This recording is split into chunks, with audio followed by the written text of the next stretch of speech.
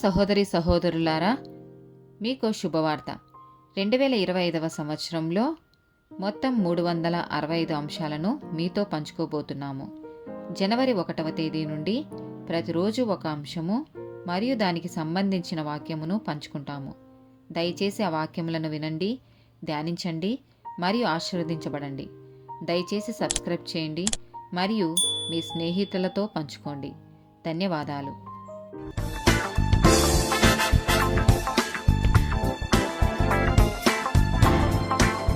201st day topic సోమరితనం.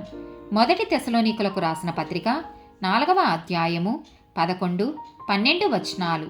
సంగమునకు వెలుపటి వారి ఎడల మర్యాదగా నడుచుకొనుచు మీకేమీయు కొదవ లేకుండునట్లు మేము మీకు ఆజ్ఞాపించిన ప్రకారము మీరు పరుల జోలికి పోక మీ సొంత కార్యములను జరుపుకొనుట యందును మీ చేతులతో పని చేయుట యందును ఆశ కలిగి యుండవలెననియు మిమ్మును హెచ్చరించుచున్నాము. 2వ తెసలోనికులకు రాసిన పత్రిక 3వ అధ్యాయము 7 నుండి 10 వచనాలు. ఏలాగు మమ్మును పోలి నడుచుకొనవలెనో మీకే తెలియను. మేము మీ మధ్యను అక్రమముగా నడుచుకొనలేదు, ఎవని యొద్దను ఉచితముగా ఆహారము పుచ్చుకొనలేదు. మేము మీలో ఎవనికిని భారముగా ఉండకూడదని ప్రయాసముతోనూ కష్టముతోనూ రాత్రింబగళ్ళు పనిచేయుచు జీవనము చేసితిమి.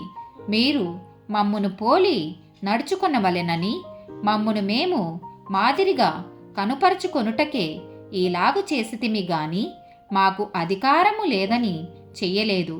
మరియు మేము మీ యొద్ద ఉన్నప్పుడు ఎవడైనను పని చెయ్యనొల్లని ఎడల వాడు భోజనము చెయ్యకూడదని మీకు ఆజ్ఞాపించితిమి గదా.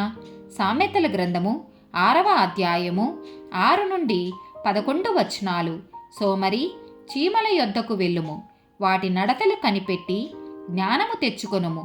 వాటికి న్యాయాధిపతి లేకున్నను పై విచారణకర్త లేకున్నను అధిపతి లేకున్నను అవి వేసవి కాలమందు ఆహారము సిద్ధపరచుకొనును, కోతకాలమందు ధాన్యము కూర్చుకొనును.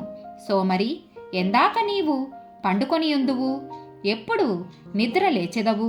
ఇక కొంచెము నిద్రించెదనని, కొంచెము కునికెదనని, కొంచెము సేపు చేతులు ముడుచుకొని పరుండెదనని నీవనుచుందువు.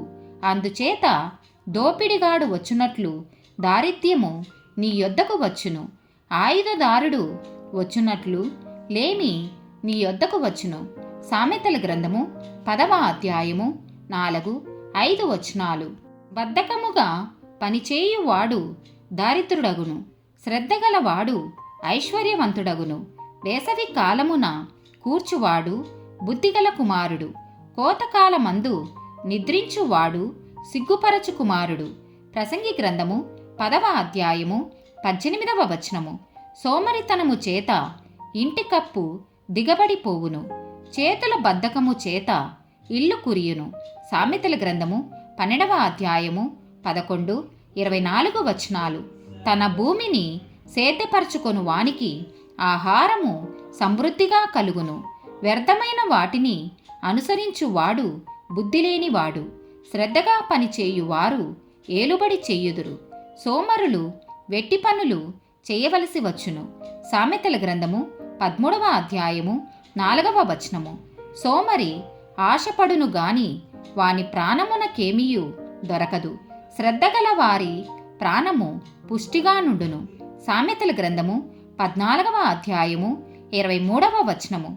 ఏ కష్టము చేసినను లాభమే కలుగును, వట్టి మాటలు లేమిడికి కారణములు. సామెతల గ్రంథము 20వ అధ్యాయము 4, 13 వచనాలు. విత్తులు వేయు కాలమున సోమరి దున్నడు, కోత కాలమున పంటను గూర్చి వాడు విచారించున్నప్పుడు వానికేమీయూ లేకపోవును.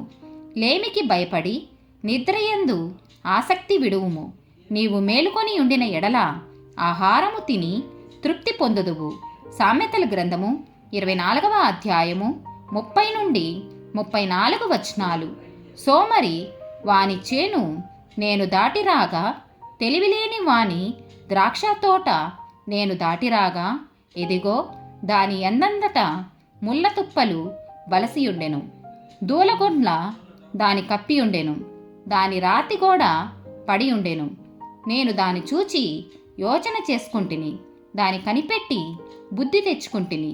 ఇంకా కొంచెము నిద్ర, ఇంకా కొంచెము కునుకుపాటు, పనుండుటకై ఇంకా కొంచెము చేతులు ముడుచుకొనుట, వీటి వలన నీకు దరిద్రత పరిగెత్తి వచ్చును. ఆయుధస్థుడు వచ్చినట్లు లేమి నీ మీదికి వచ్చును. సామెతల గ్రంథము 26వ అధ్యాయము 13 నుండి 16 వచనాలు.